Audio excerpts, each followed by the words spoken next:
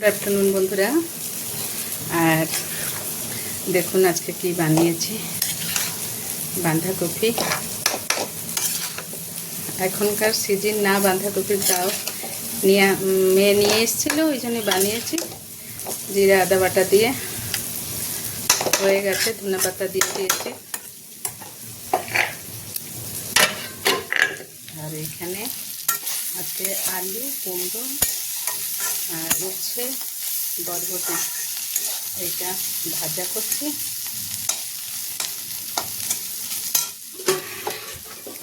এখানে একটা mix veg ডাল, সব রকমের আনাজ দিয়ে একটা ডাল করেছি।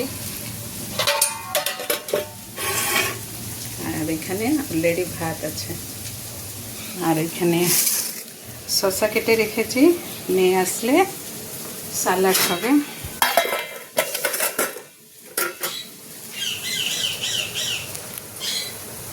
আর এই যে সব কাজকর্ম শেষ হয়ে গেছে, বাসন টাসন মাঝামাঝি সব হয়ে গেছে।